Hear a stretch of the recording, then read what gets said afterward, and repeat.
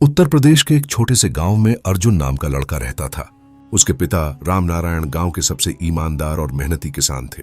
लेकिन गांव में एक और आदमी था, भानु प्रताप। वह गांव का सबसे ताकतवर और लालची जमींदार था। भानु प्रताप की नजर रामनारायण की जमीन पर थी। एक दिन उसने रामनारायण को बुलाकर कहा, अगर अपनी जमीन मुझे बेच दो तो तुम्हें बहुत पैसे दूंगा।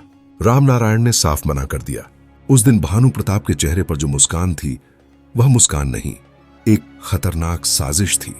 कुछ दिनों बाद एक रात रामनारायण खेत से घर लौट रहे थे। अचानक रास्ते में कुछ लोगों ने उन पर हमला कर दिया। अगली सुबह पूरे गांव को खबर मिली, रामनारायण अब इस दुनिया में नहीं रहे।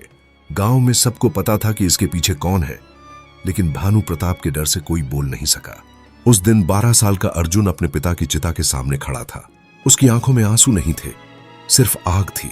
उसने मन ही मन कसम खाई, मैं बड़ा होकर तुम्हें तुम्हारे हर गुनाह की सजा दूंगा। 15 साल बाद अब अर्जुन 27 साल का हो चुका था। वह शहर जाकर पढ़ाई कर चुका था और अब एक ईमानदार पुलिस ऑफिसर बन चुका था। लेकिन उसकी जिंदगी का असली मिशन अभी बाकी था। उसे खबर मिली कि भानु प्रताप अब भी गांव में लोगों को डराकर उनकी जमीन हड़प रहा है। अर्जुन ने अपने ट्रांसफर की रिक्वेस्ट उसी जिले में करवा ली। एक दिन पुलिस की जीप सीधे भानु प्रताप की हवेली के सामने रुकी। भानु प्रताप बाहर आया और हंसते हुए बोला, कौन हो तुम? अर्जुन ने धीरे से अपनी कैप उतारी। रामनारायण का बेटा अर्जुन। भानु प्रताप का चेहरा पहली बार डर से पीला पड़ गया। अर्जुन चाहता तो उसी वक्त गोली मार सकता था, लेकिन उसने ऐसा नहीं किया। उसने 15 साल पुराने केस को दोबारा खोला, सबूत जुटाए, गवाहों को हिम्मत दी और आखिरकार अदालत में भानु प्रताप के सारे अपराध साबित हो गए।